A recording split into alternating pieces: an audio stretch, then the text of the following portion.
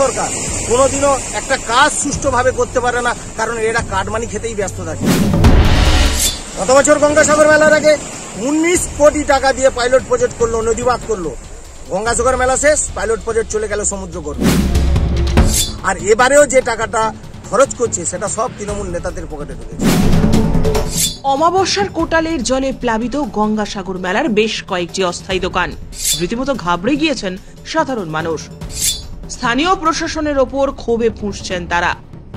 আজকে মুখ্যমন্ত্রী মমতা বন্দ্যোপাধ্যায় কিনা দায় নিতে পারবে? এই যে এতগুলো দোকান, এতগুলো সেবা দল আজকে জলের তলায় তলিয়ে গেল। আগামী দিনে কালকে স্নান আছে, কি হবে? একটা ভয়ানক পরিস্থিতি তৈরি করেছে এই রাজ্য সরকার। শুরু হয়েছে গঙ্গাসাগর মেলা 2024। গঙ্গাসাগর মেলাকে বিশ্বের দরবারে পৌঁছে দেওয়ার জন্য রাজ্য সরকারের তরফ থেকে কোটি কোটি টাকা ব্যয় করা হয়েছে।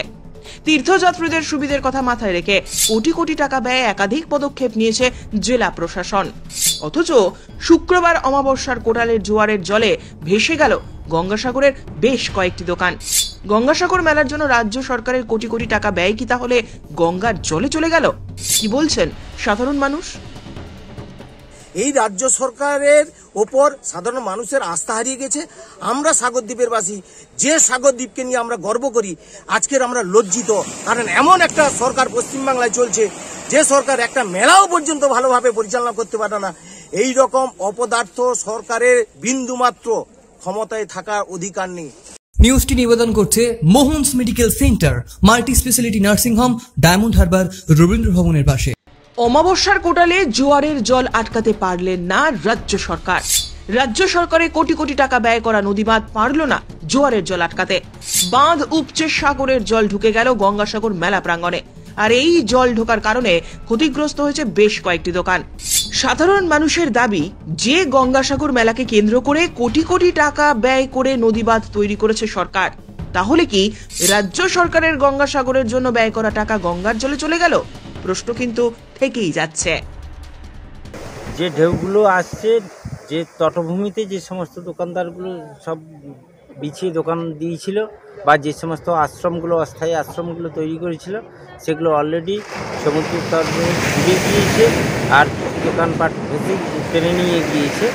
এখানে কমসে কম নিচে ছোট ছোট দোকানগুলো যেগুলো বসেছিল, প্রায় 100-র অধিক হবে দোকান, সেগুলো অলরেডি ডুবে গিয়েছে।